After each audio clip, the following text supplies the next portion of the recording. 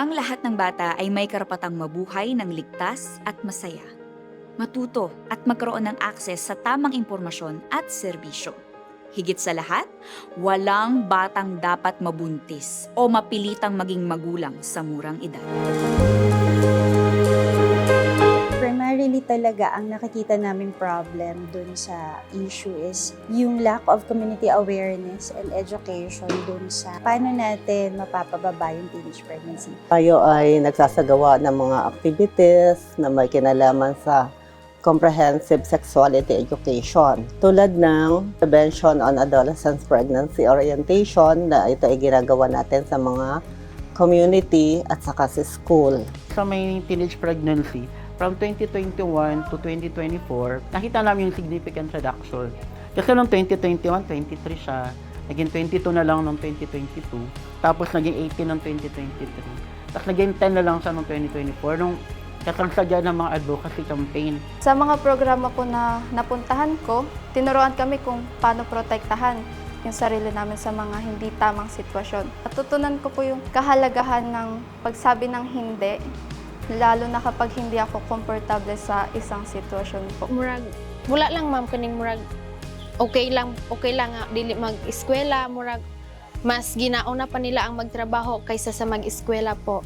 Pero sukad nga naabot ang pamilya session is murag na ginadiscuss po sa ilaha nga ingana, mas dito na-realize sa mga parents nga dapat nga mapa-eskwela jud ang mga bata.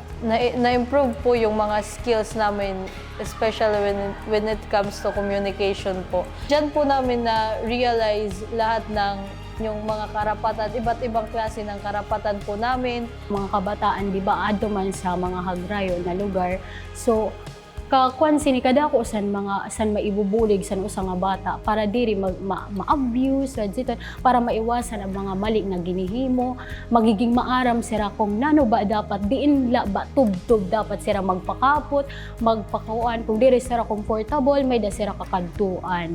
Nang dahil sa mga learning sessions, natuto akong magsalita, natulungan ako na mas maging open sa thoughts ko. Lumawak po ang aming kaalaman tungkol sa ASRH at yung mga usapan po na dati ay tinuturing na sensitibo, ngayon po ay nagiging open na po siya.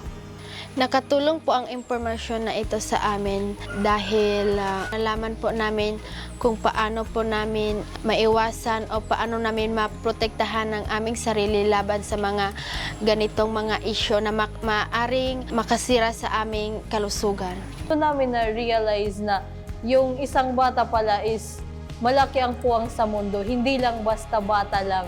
Adolescent reproductive health, isa po yun sa topics po namin, yung health rights na kadalasan ay yun po ay hindi pa po talaga ganun sapat ang kaalaman ng mga kabataan natin. Sa pamilya, syempre yung mga magulang yung una pong nakakausap ng mga bata. So sa tingin ko dapat well-oriented yung magulang patungkol po sa ASRH. At higit sa lahat, ganun din sa community kasi ang mga bata lalabas, pupunta ng school. So dapat alam din ng mga taga-komunidad yung tamang impormasyon. Pinapangaral ko sa mga anak ko babae na ingatan nyo ang inyong katawan na huwag pahawa ka sa ibang tao na gaya ng anak ko na magdadalaga na. Inaano ko sa kanya maging sensitive. Ang hindi dapat gawin, huwag niyong gawin.